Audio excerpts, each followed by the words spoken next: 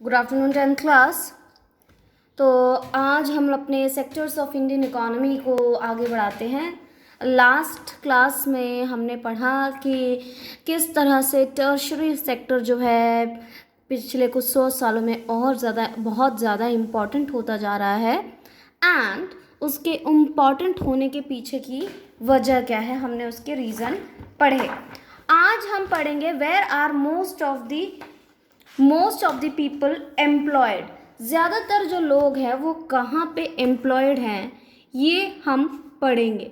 Okay, so the share of tertiary sector in GDP is maximum. तो हम लोगों ने कल एक ग्राफ पढ़ा था, देखो जीडीपी में बहुत ज़्यादा था। कल हमने पढ़ा था कि जीडीपी में किस तरह से 1973 से लेके 2003 में हर सेक्टर में बढ़ा था जीडीपी में तीनों सेक्टर का शेयर, लेकिन टर्शरी सेक्टर में बहुत ज़्यादा था। अगर आप परसेंटेज की बात देखें तो यहाँ देखो ज़रा परसेंटेज, इधर देखो ज़रा परसेंटेज, ये देखो 1973 में ये एग्रीकल्चरल प्राइमरी सेक्टर है उसमें इतना परसेंट है, उसके बाद इसमें इतना है एंड टर्शरी में इतना है। अगेन अगर आप यहाँ पे देखेंगे 2003 में ये कम हो गया, प्राइमरी सेक्टर का परसेंटेज अचानक से कम हुआ, देन सेकेंडरी में ऑलमोस्ट थोड़ा सा ही चेंजेस आया, अगेन टर्शरी में बढ़ गया है। तो राइट, तो but when we talk about the percentage of employment the primary sector gives maximum employment to people. अब ज़रा ये वाला ग्राफ आप देखो ज़रा ध्यान से, ये वाला ग्राफ दिखाई दे रहा है, देखो ये क्या है, share of sectors in employment percentage. अलग अलग सेक्टर कितना परसेंट पॉपुलेशन को एम्प्लॉयमेंट देता है, ज़रा ध्यान से देखो ज़रा। 1973 में मैक्सिमम सबसे ज़्यादा एम्प्लॉयमेंट का शेयर किस सेक्टर में था, प्राइमरी सेक्टर में। इसमें देखो सेकेंडरी में बहुत कम था, टर्शरी में भी अगेन उससे थोड़ा सा और ज़्यादा है। ओके, अगेन 2000 में देखो ज़रा, 2000 में भी प्राइमरी सेक्टर ज़्यादातर लोगों को काम दे रहा है, एम्प्लॉयमेंट दे रहा है। सेकेंडरी में कम है, टर्शरी में भी कम है। देख रहे हो इन दोनों में थोड़ा डिफरेंस है ना। शेयर जीडीपी में शेयर टर्शरी का ज़्यादा है, सबसे ज़्यादा है, और सेकेंडरी का उससे ज़्यादा, उससे थोड़ा कम है। सबसे कम प्राइमरी का था, बट वहीं अगर एम्प्लॉयमेंट की बात करें तो बात थोड़ी उल्टी पड़ गई। एम्प्लॉयमेंट में सबसे ज़्यादा जो एम्प्लॉयमेंट है वो कौन सा सेक्टर दे रहा है, प्राइमरी सेक्टर। ओके, की कीमत जो है ज़्यादा किसकी है, टर्शरी सेक्टर की। जीडीपी में ज़्यादा परसेंटेज किसका, टर्शरी सेक्टर की। लेकिन एम्प्लॉय कौन सा सेक्टर सबसे ज़्यादा लोगों को कर रहा है, प्राइमरी सेक्टर। तो ये डिफरेंस क्यों और इस डिफरेंस से क्या प्रॉब्लम है। ओके, यही मैंने लिखा है।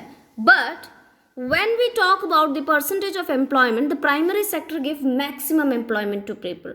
तो प्राइमरी सेक्टर जो है वो मैक्सिमम एम्प्लॉयमेंट दे रहा है लोगों को।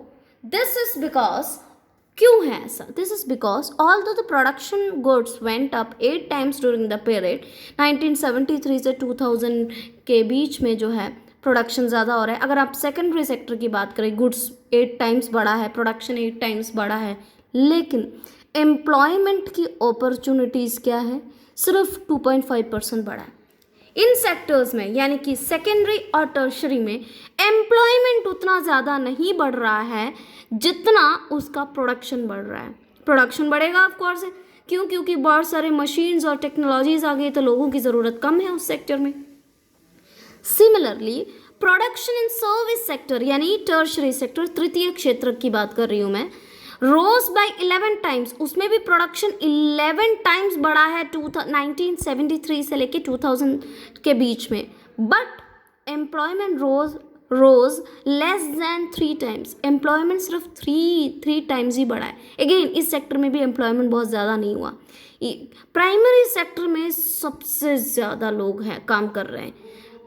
इसका मतलब ये है कि प्राइमरी सेक्टर ज़रूरत से ज़्यादा लोगों को एम्प्लॉयमेंट दे रहा है। जितनी ज़रूरत है, मान लो कोई काम करने के लिए आपको 2 लोगों की ज़रूरत है, लेकिन आप क्या कर रहे हो, आप 10 लोगों को रख रहे हो, तो 8 लोग फिजूल में काम कर रहे हैं, उनकी सैलरी ऑब्वियस सी बात है फिर कम होगी। So the workers in agriculture sectors are under employed. इस सिचुएशन को कहते हैं under employment.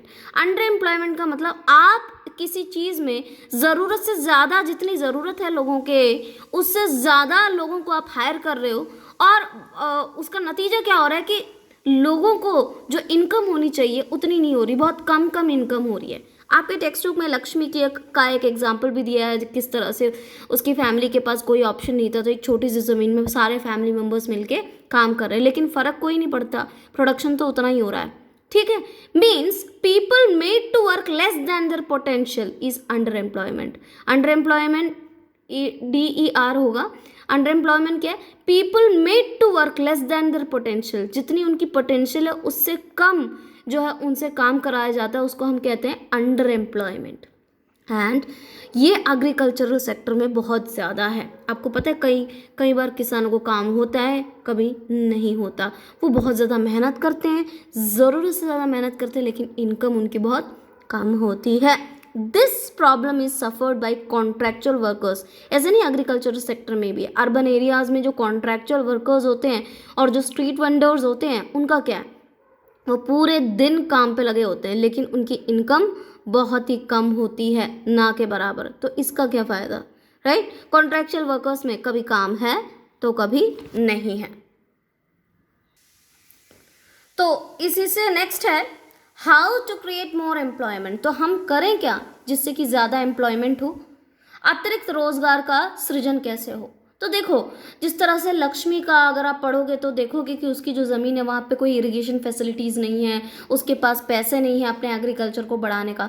So government can spend some more money और banks can provide loan to poor farmers.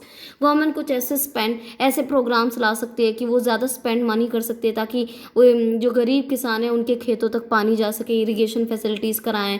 जो गरीब किसान हैं उनको कम इंटरेस्ट पे जो है लोन प्रोवाइड कराया जाए।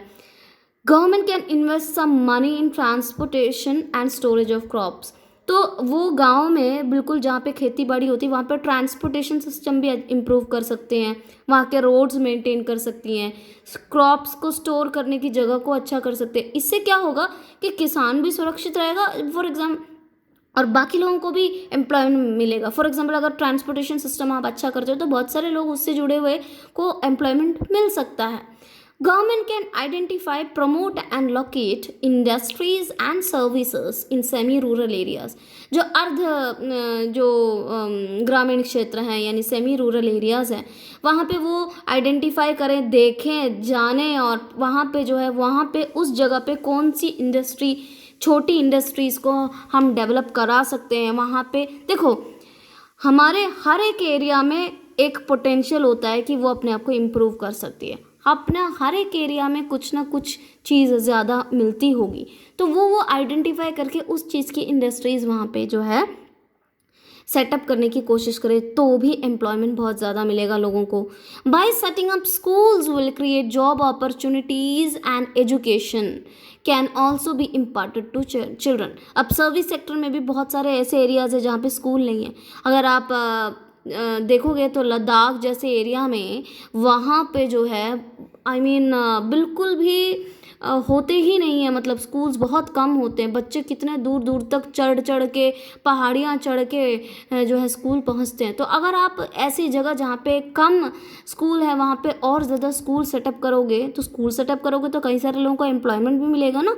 एज ए टीचर उन्हें जॉब मिलेगा, ऑफिस के काम के लिए लोग रिक्रूट होंगे। तो एजुकेशन इंस्टीट्यूशन, स्कूल वगैरह खोलो तो और ज़्यादा जॉब अपॉर्चुनिटीज़ मिलेगी, प्लस गरीब लोगों को एजुकेशन भी मिलेगा।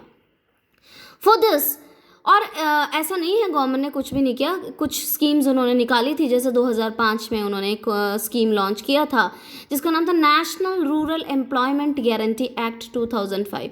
National rural employment guarantee act 2005 NREG है, हिंदी में मैंने लिखा है राष्ट्रीय ग्रामीण रोजगार गारंटी अधिनियम 2005। इसके तहत उन्होंने क्या किया कि in which people who are unemployed are guaranteed 100 days of work every year, कि उनको वो जो लोग नरेगा के अंडर जो है नाम रजिस्टर करते हैं उनको गवर्नमेंट गारंटी देती है कि साल में 100 दिन का रोजगार एम्प्लॉयमेंट हम आपको देंगे। अगर in by chance if government fails to do that, अगर गवर्नमेंट उन्हें नहीं दे पाती है employment, then it will provide unemployment allowances to the people. तो वो जिनके नाम रजिस्टर है उन्हें अगर एम्प्लॉयमेंट नहीं दे पाती है गवर्नमेंट, तो वो क्या करेगी, वो उन्हें अनएम्प्लॉयमेंट अलाउंसेस यानी कि कुछ पैसे जो हैं अलग से उन्हें देगी। ओके, तो ये सारी चीज़ें हैं।